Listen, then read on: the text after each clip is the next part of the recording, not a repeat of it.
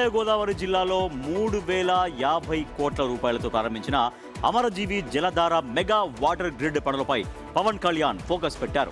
33 లక్షల మందికి drinking water అందించడమే లక్ష్యంగా సాగుతున్న ఈ ప్రాజెక్టులో ఇప్పటికే 400 కిలోమీటర్ల పైప్ లైన్ పనులు పూర్తయిపోయాయి. స్లోగా జరుగుతున్న వర్క్స్ ను స్పీడప్ చేయాలని, పెండింగ్ అనుమతులను త్వరగా పూర్తి చేయాలని అధికారులకు సూచించారు.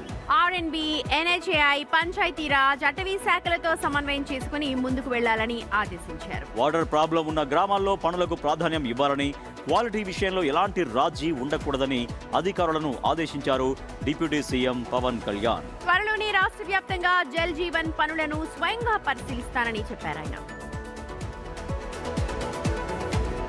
3,050 కోట్ల రూపాయలతో అమరజీవి జలధార మెగా వాటర్ గ్రిడ్ పనులు జరుగుతున్నాయి. వాటిపైన ఫోకస్ చేశారు. ఎందుకంటే దానివల్ల దాదాపుగా ఆ ఏరియాలో 33 లక్షల మందికి డ్రింకింగ్ వాటర్ అందించడమే లక్ష్యం. సో ఆ పనులు ఎక్కడెక్కడ వేగవంతంగా జరగాలి, ఎక్కడ స్లోగా జరుగుతున్నాయి, ఎందుకు స్లోగా జరుగుతున్నాయి, ఆ పనులన్నీ కంప్లీట్ కావాలంటే ఎంత సమయం పడుతున్న పైన ఫోకస్ చేశారు పవన్ కళ్యాణ్.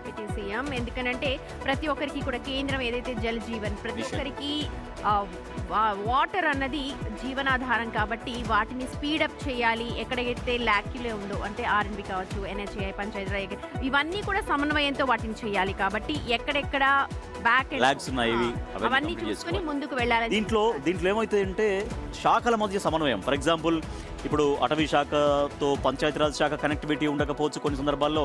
తర్వాత ఎన్హెచ్ఏఐ అంటే రోడ్డు పక్కన అన్ని పైప్ లైన్స్ వేయాలి కాబట్టి వాళ్ళ నుంచి ఒక్కోసారి అనుమతులు రావు. ఇట్లా కాకుండా అన్ని డిపార్ట్మెంట్స్ సమన్వయం చేసుకోవాలి, ముందుకు వెళ్ళాలి. ముఖ్యంగా ఏ ఏరియాలో అంటే ఎక్కడ ఏ గ్రామాల్లో ఇమ్మీడియట్ గా అవసరం ఉంది అనే దానిపైన కూడా ఫోకస్ చేసి